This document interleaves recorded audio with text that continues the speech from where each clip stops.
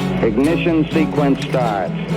6, 5, 4, 3, 2, 1, 0.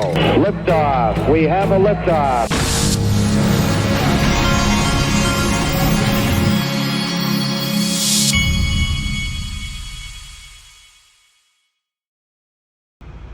Hey everybody, this is the Digital Asset Investor, and if you hear a blower, that is because there's a blower outside in the yard. So, and as we do here, we power through it.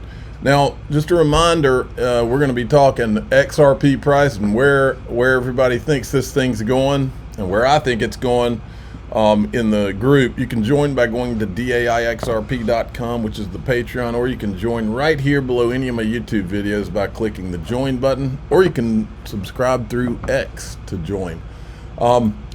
Check this out, folks. It is on like Donkey Kong now. We're at 290 XRP, folks. I'm sitting here on my phone looking at my portfolio. I'm like, oh, we're fast approaching where we were around December-ish, because I remember one of my friends calling me and saying, man, I just want to thank you for telling me about XRP. And he was telling me where he was at. I was like, wow, I had no idea you did that well. We're at 290, folks. We've jumped Tether. I tweeted out earlier this morning we were going to jump Tether soon. We've jumped them by $20 billion. No, 20 million, is that? Billion, 20 billion. All right. Now, for those of you that haven't been around, let me hit the refresh button. For those of you that haven't been through a bull run yet, one of the things about bull runs, it's fun to know where the cool sites are to go watch the bull run. And this is one of them. This is Fiat Leak. You go to fiatleak.com, and you can go down the list and choose XRP, and it shows you where all the buying is coming from, and it spits out like a machine gun. It's a pretty fun way to watch. Now, this is my thoughts. Just another few thousand% for XRP, and it will be valued at what it's actually worth, in my opinion. There's nothing that's been held down more than XRP for all these years. And level playing field comes next week when they pass legislation, folks, or it begins.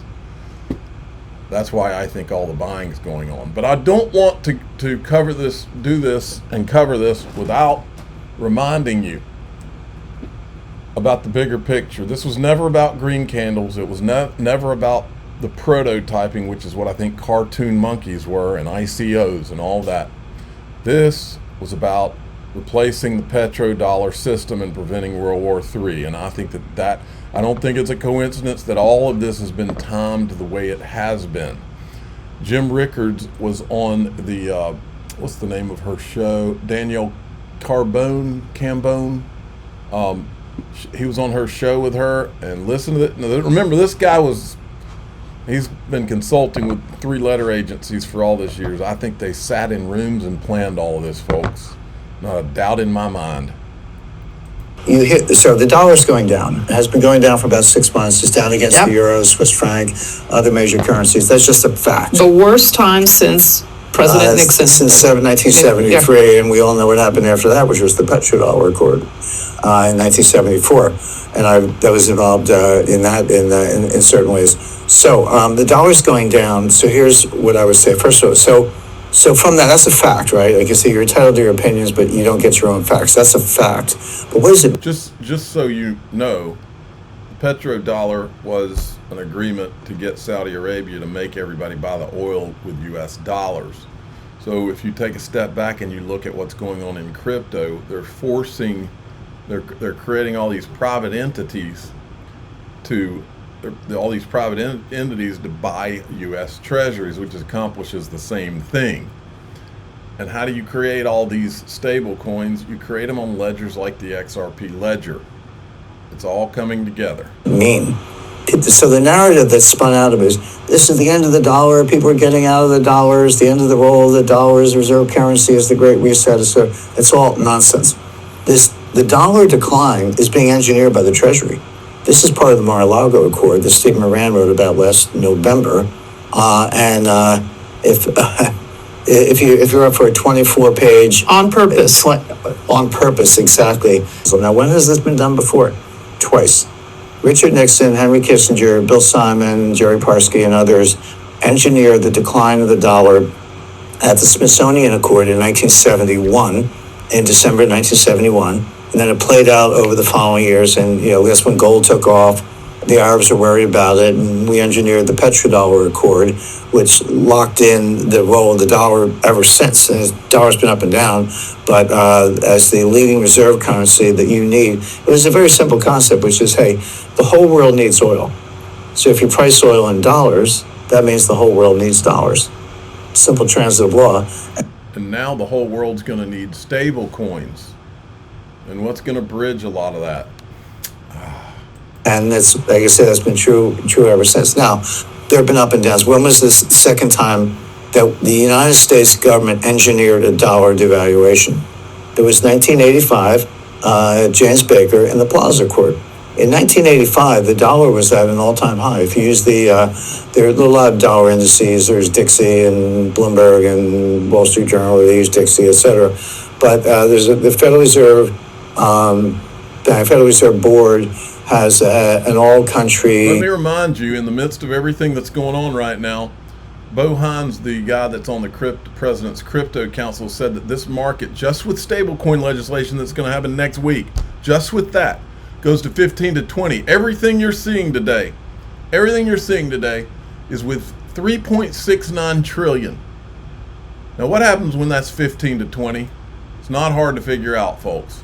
Trade-weighted dollar index, and if you look at that, the all-time high was 1985. James Baker engineered the decline of the dollar. And how did he do it? We weren't on a gold standard. So with Nixon, you went off gold, and that started the ball rolling. In the Smithsonian Accord, but Baker did it with the cooperation of, it wasn't the entire G7, but it was the five of the biggest central banks in the world. They met at the Plaza Hotel. That's where the name comes from, and they agreed to do it. So what you had was central bank, global developed economy central bank intervention to bring the dollar down. They had targets, and then in 1987, they met at the Louvre, and they said, okay, we did it. Now let's stabilize it. And then you had what they call the Great Moderation for 20 years, from 1987 to 2007, 2008, that's when Obama started a new currency war. But my point being, it's been done twice before. Ken Trump and Stephen Moran and others in the White House, Scott Bessent, Secretary of the Treasury, pulled this off for the third time in 50 years. Well, my point is, it's a good question rhetorically, but that's what they're doing. So don't fight the Treasury on this. The dollar's going to go down more. It's going to stay down. And for people to say it has to bounce back, this is not driven by the market. This is being engineered by the Treasury. Well, what happened in the 1970s? Gold went up 2,700%, and one of your esteemed panelists, Frank Juster, made that point yesterday. So gold's going to go up a lot. It does it in stages. I would expect $4,000 an ounce by the end of this year, 2025, but much higher in the years to come. If you just took the two great. There were no gold bull markets before 1971 because the world was on a gold standard. Gold didn't go up or down. I always tell people, if you want to make money in gold, don't root for a gold standard because you can't make any money. But from 71 to 1980, gold went up about well over 2,000%. From the other bull market, 1999 to 2011, rather, it went up about over 600%.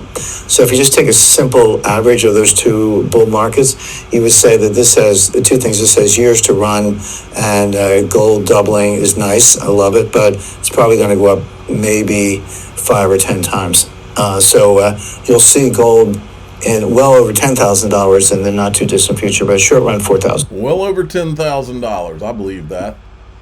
Crypto summer begins after a half a year consolidation. Everything is ready to run. Next week, crypto week, when we get law, will only be a jet fuel thrown into the fire. Probably going to get decrease in interest rates too. Simultaneously, the entire U.S. capital market will be unleashed upon us. Yes, sir. Here's Matt Hogan. I think we're going substantially. And he's always talking Bitcoin, but I've talked to him personally behind the stage at XRP Las Vegas, He understands what's going to happen with XRP. Higher from here. Bitcoin hitting new highs, Matt. Walk us through what you think explains this. Is this correlation to tech stocks, Matt? Is it just continuing enthusiasm from crypto-friendly policies from the White House? What do you chalk it up to? What do you make of it? Yeah, thanks for having me on. I think both of those are part of the story, but the bigger piece is... Pause it there. We've just hit 293. Look, 293 right there. We're about to cross $3 per XRP, folks. Let me get back to just massive, unrelenting demand meeting limited supply.